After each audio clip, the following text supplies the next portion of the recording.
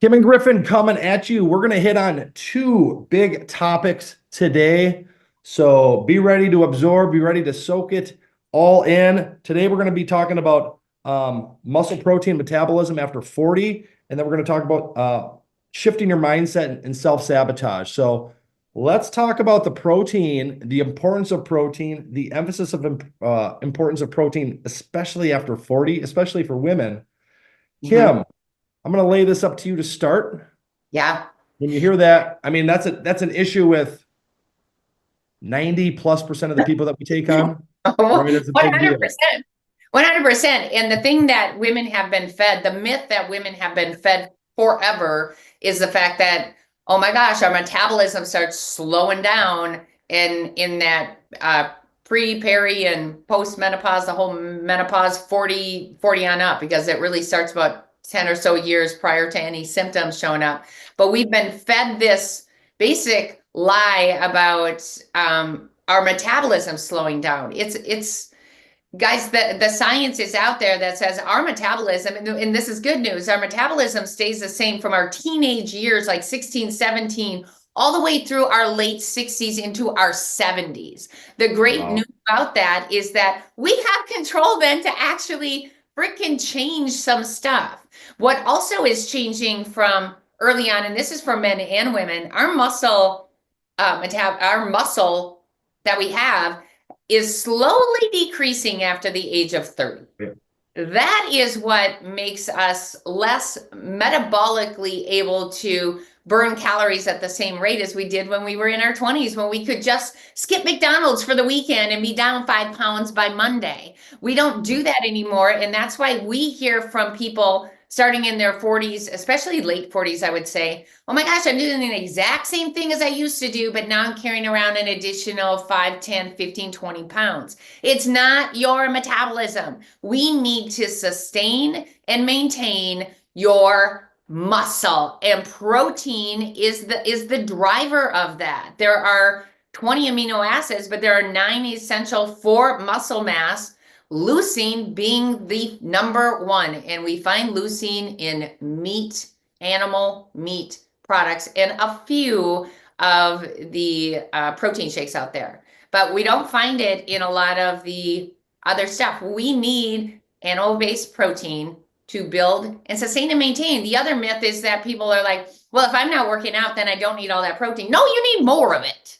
You literally need more of it, because it's the only thing that's sustaining your muscle mass. Otherwise, and I think I'm such a visual person, think of it just slowly atrophying. Because and weightlifting is right in there with that as well. If you are not weightlifting, your protein level is even more crucial, and the rate at which you need it is close to your current weight and bare bones minimum your ideal weight. No adult should be below 100 grams. Yeah, I mean, they talk about like 0.8 to 1 gram per pound of body weight, right? Or lean body weight, however you want to look at. And more for athletes. Yeah, I mean, I don't know what percentage of people 40 plus consider themselves athletes. I like to, because I can still beat my 10-year-old son in a race, so I'm gonna hang on to that. But when people come to us, they like to say, I already eat a lot of protein, and then I'm kind of going through what they do, and they'll say, I have 2 eggs for breakfast. And in my mind, I'm doing the mental calculator. I'm like, all right, that's like 14, 16 grams of protein. Okay.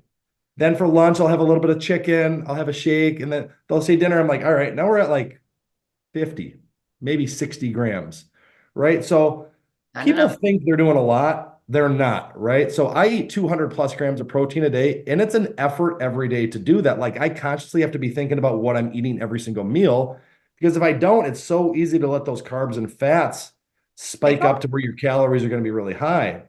Yep. So, I was talking to someone the other day, and they were telling me about all their workouts, all the stuff that they do, but your body can't do what it wants to do with those workouts when you're not giving it the protein, right? So when you're talking about losing muscle mass, especially for females, and especially what goes with that, osteoporosis, osteoarthritis, losing, all that muscle, you can work out all day, but your body's not going to be able to do anything because it doesn't have anything to grow it with, right? It's kind of like you've got this fancy car in the driveway, and you keep washing it. Washing it is kind of like you're working out, except you're never putting any gas in it. So all it does is just sit there, right? It doesn't want to go it can't go anywhere. You got to put the right fuel in your body. Um, Lean proteins are going to be so much easier when you're trying to lose weight because they're not going to be as dense. When you start getting into some of these red meats and steaks, um, salmon type stuff. Yes, it's great protein. Maybe not the best protein for when you're trying to lose because they can spike up way higher, but you got to get protein. It's got to be something that you're consciously thinking about. And I think you and I have discussed one of the issues with protein is it's not all that convenient comparative to other types of foods, right? So you've got to prepare. There's always options, but if you're not getting that protein in and you're losing weight, odds are you're losing the wrong type of weight. And also, your very first meal of the day, your breakfast needs to be 30 to 50 grams of protein in that first meal, especially, yes, us women. We need to set ourselves up for success. It's going to, and then you got the thermodynamic effect of food, where if you're eating 200 calories of chicken, it's really probably closer to 180 calories, where if you're eating 200 calories of a bagel, oh, you're getting all those calories. A calorie burned is a calorie burned, but a calorie eaten is not a calorie eaten. And we need to just, there's all sorts of stuff going out. Oh my gosh, you can't absorb or digest this much protein. Protein is the only macronutrient, we do not store as body fat. I mean, it's Yeah. it's the magic freaking pill. Get it in. It has that thermodynamic effect of food. It's going to fill you up, keep you more satiated for a longer period of time. We usually don't have cravings around it, and we need that bump. When we get older, our body does not absorb it as much as we did in our 30s and our 40s. That's why oftentimes I get in at 10 to 15 grams more than I weigh, because we need it more. Us women need more protein than we could possibly imagine. And you need to make sure you're getting your water in too. Otherwise, you're going to end up constipated. And we don't want that either. No, I mean, one of the things that you said is the metabolism doesn't slow down, but what does slow down is us as people, right? Like I just look at like my kids and their preteens and they're going from one practice to the next. And when they're not in practice, they're running around, they're doing all these things, right? So they're active all day. When you're eating an abundance of carbs or you're eating something super fatty, which kind of sits heavy, what do you want to do when you're done eating that meal, right?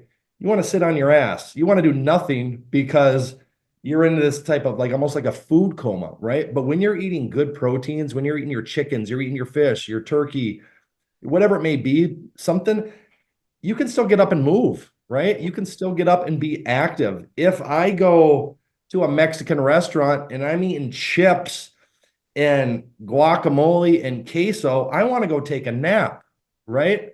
Now, if I went to the same restaurant and I avoided those things and maybe I got fajitas and I just ate the veggies and I just ate the chicken or the shrimp, like I can feel great, right? So it's like you said, it's not necessarily even just the calorie amount because the calorie amount can be different or it can be the same. And your body's going to respond entirely different to it. So you're going to feel more excited and just to be out and be doing things, especially like, man, it's gorgeous. It's May. It's gorgeous. We've got 6 months, hopefully, of just beautiful, beautiful weather. Let's go be active. Let's take advantage of it and get that body moving. Protein, protein, protein. Prepare your Yes. protein. And even if and this is a big thing, I don't want to get too much off the topic, but when you've got summer plans, you've got to bring your own food oftentimes. So pack eggs, pack your cottage cheese, pack a dish that you made for yourself. I'm trying to post really good protein recipes. I just posted this buffalo chicken dip recipe that I saw online that I did a copycat of that's amazing. 200 calories, 40 grams of protein, which is like up damn near all protein. So make things that you're going to like and enjoy. It's going to help in the long run. It's going to take your workouts and your results to the next level because the last thing we want to do is waste time.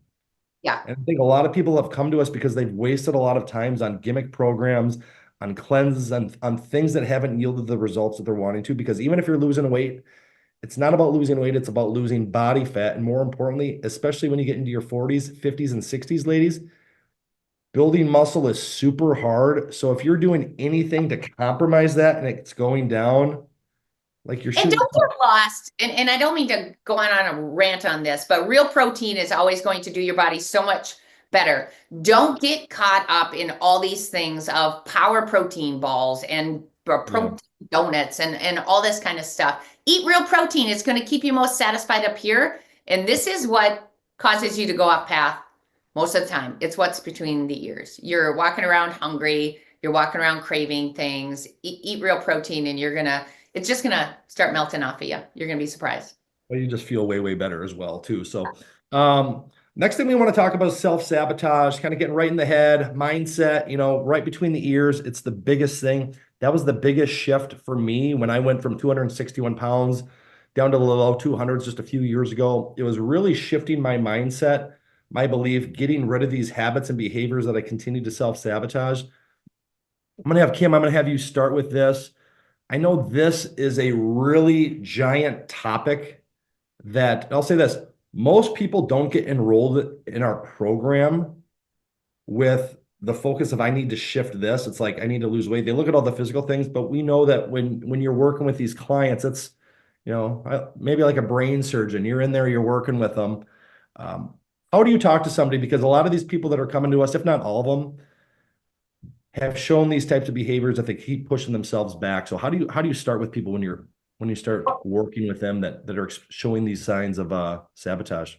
One of the first things that I understand as a coach, because I have worked with so many people, is you guys are basing this story, and I always call it that bullshit story that you're believing on all the times in the past that you have failed. And every single time you have tried something, it's usually probably been something really extreme where you've cut Right. out complete food groups, you've cut out all this stuff, and it hasn't lasted. And then you start believing that because it's happened over and over and over. And then you start building and concocting the story in your head, going, I think I must be just, I'm meant to be at this weight. Nothing works for me. I mean, it's literally chiseling that away by having people focus on little 1% goals. And I cannot stress this enough. And oftentimes in the beginning, I don't even care if the 1% goals have anything to do with nutrition and fitness. It could Mhm. be, and I posted the video about making your bed every single day. Do something that decide to do something and then follow through with it. Because every single time you set a goal and you follow through with it, a 1% goal, don't be launching yourself off cliffs, but every single time you set a 1% goal, and I don't care what it is, and you actually follow through, your voice, your belief in what you say increases. And that's where your confidence and your ability to hit a little tiny goal, like, going out and walking 10 minutes a day, or hitting a big goal, like I'm going to lose 100 pounds in the course of the next year. It all stems from the belief in what you say. Do you believe yourself when you speak out loud? I mean, how many times have you said something and have not followed through? That usually tells me that the goals have been too lofty. Let's pull it back. Let's simplify it. Let's make it little. And let's get you feeling some wins, because I believe that every single person has the full capability of reaching any goal that they want. And I always say, I already know it. My job is to convince you of it. And it starts with those little 1% goals. I think when people are setting these goals, oftentimes they're like, I want to lose 50 pounds. I want to start working out 5 times a week. They write these things down, but they don't write down what it's going to take to accomplish those goals, right? So on a surface level, yeah, losing weight sounds great. It sounds like I just want to lose the weight. But when you say, okay, now I got to spend an hour on Sunday doing meal prep. I've got to stop going out to eat, which right now we're going out 3 times a week or socializing like that. I'm drinking on the weekends. How do I like you've got to list all of the things that have pushed you backwards, right? And when you start taking time to dissect that, I think you can start recognizing, like you said, all right, maybe this is more than I'm ready to take on, right? Or start with something small. As a coach, we always want you to see victories, especially early on, because your belief level walking into most programs is really low. You're borrowing belief from me. You're borrowing belief from other coaches. You're borrowing belief from Coach Kim when she's working with her check-ins. She's going to be there with you, right? So her goal, and when we've talked about this a lot, Kim and I, it's like early on, it's holding your hand and walking with you because you don't have that belief because you have fallen short so many times. When you start winning, you start doing your check and you start following through with the tasks that maybe Kim says, hey, this is what we want to focus on. We want to focus on 5,000 steps, which to a lot of people doesn't sound like much. But if you're getting 2,000, 5,000 is a really big deal. And once we can break that down to a small level, when you start believing, all right, well, that wasn't that tough. I did it today. I'm going to do it tomorrow. Now you look at the full week and it's all done. And you're like, okay, I can do this. And then you can take bigger steps, right? So understanding your goals at a deeper level, I think is really important. So when I was fat, when I was miserable, I was the king of I'm going to start tomorrow, but I didn't have a game plan. It was just like, tomorrow I'm going to start eating better, but I wouldn't do any meal prep. I wouldn't really change anything. I wouldn't change my plans and I would fall short. By Tuesday or Wednesday, I would fall short and I'd just get into this rut where basically every weekend I'd throw it away and Sunday I'd give myself this little pep talk, which was a lie. I was lying to myself, telling myself I was going to do it. But when I sat down and wrote really what I wanted, the challenges that I needed to overcome, all the things that were getting in my way, all the things that I was putting in as a higher level of priority, then I could start breaking this down. I worked with a coach, 5 years I worked with a coach and I borrowed a lot of belief from him and I just started executing. And when I started stacking win after win after win after win, I started to feel like I was becoming bulletproof, like nothing could get in my way. And the things that I thought were insurmountable, like I can't go out with these guys because I'm going to drink and I'm going to eat pizza, right? Well, now I could go out with him and I didn't have that because I wanted something more. I wanted something more. I started to feel good. And when I wanted something more, it shifted my priorities. It shifted my mindset that I don't want that anymore. I want this because I feel so good. But I really think it comes down to understanding your goals at a higher level. And when I did that, and I know that when your clients have done that, Kim, it's been a huge, huge breakthrough for them as well. And a lot of this self-sabotage starts happening when you hit that number that you had in your head. You Yeah. hit the number. I want to be down 50 pounds. I want to be down 100 pounds. All of a sudden, I think that's when the reins get loosened as well. And somehow you believe that your old patterns you can do now because you're in this brand new body and the pain of where you are isn't all that painful. But what you have to recognize is you've been building a lifestyle and that Yeah. lifestyle has to continue. And that's why also don't do anything extreme. If you can't do 2 days for the rest of your freaking life, don't start them now. Right? Yeah. If you it's about consistency over time. I'm already hearing clients worrying about graduation parties. This is a big, oh my God, I have so many graduation parties. And I'm like, well, no one's standing at the door saying you have to eat all the graduation Yeah. food. You can go beforehand, you can eat beforehand. No one's going to be keeping track of all that kind of stuff. So don't already be thinking in your head, oh my gosh, Joey's graduation party is going to sabotage me. No, it's not. Joey's not going to know if you're eating his, walking tacos or not. It's not, sometimes it's about changing your mindset about what are these gatherings all about? Because we gather so much more in the summer and in the warmer on the boats, Yeah. on the patios, at graduations, weddings, and all of the things that happen more prevalently in the summer. They do not need to sabotage your success at all. And like you said, sometimes it's about bringing your food. Sometimes it's about eating before you go. And sometimes it's I think we said it before in the last one. No one questions the really fit person why they're not eating the graduation cake at every single graduation. Eat it at your own kid's graduation, but you don't have to eat it at the other 10 graduation parties you're going to. So, Well, I mean, a lot of the people that get going, they give to everyone else. It's almost like a graduation. In a sense, I almost think it's giving it to them because you think you've got to do this thing for them to enjoy it, but do what you enjoy. Do what makes you feel good, right? I love Um, it. I would rather be noticed at a grad party and someone says, "You look great. I haven't seen you in a while. You look great."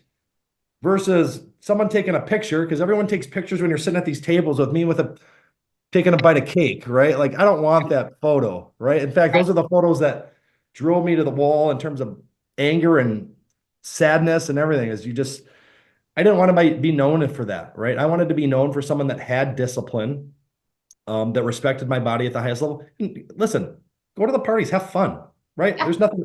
You can have a piece of cake. You don't have to, if grad parties are tough because sometimes you go to 6 in a day. You don't need to have 6 pieces of cake. Right? Have one, right?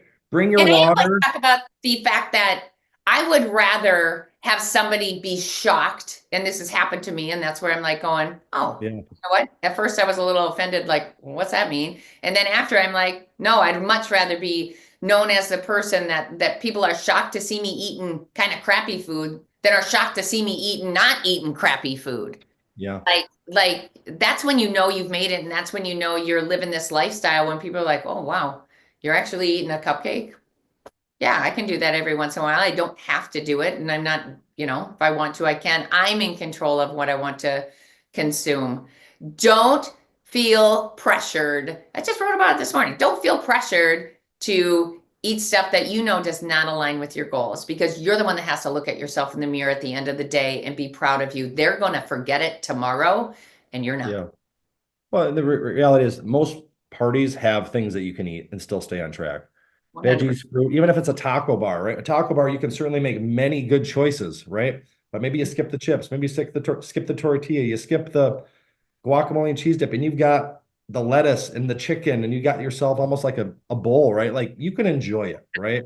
But I promise you, you're going to enjoy your physique, the way you look in the mirror, the way your clothes fit, the way you feel when your spouse or significant other is touching you, when you take your shirt off or put on your swimsuit on a boat. That's going to feel a lot better than how that tastes when that piece of cake, when that junk food, when those brownies, when that Yeah. alcohol, when you're consuming it, because that lasts for a few seconds, a few minutes, It a gets right day. past here. When it gets past here, it's Yeah, shit, gosh, you know, feeling good at the beach, feeling good on your boat, feeling good at a pool party.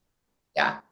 If you haven't experienced it, I'm telling you, it's worth it. So stay committed to you, stay focused on you, and just remember, guys, it's a never-ending battle. I'll say that because there's still challenges that I face with discipline around things. I've certainly become way stronger, but like Kim said, once you hit a weight, it doesn't just go away, right? These are a lot of challenges that you'll have to face forever. Um, but you can get pretty strong, and the stronger, the longer you do it, the easier it gets. And Yeah. hey, back to the other one. The more muscle you build, you can enjoy a Easier. little bit more in some of those other things too. So 100%. we'll be back with you next week, guys. Thank you so much for watching. Everyone's doing so well. Super proud of all of you. If you have any questions, whether it be in the gym, whether it be anything nutritionally, reach out to either of us. We're here to help whenever. And so happy that we could share our expertise with you guys. Have a great day. Yeah.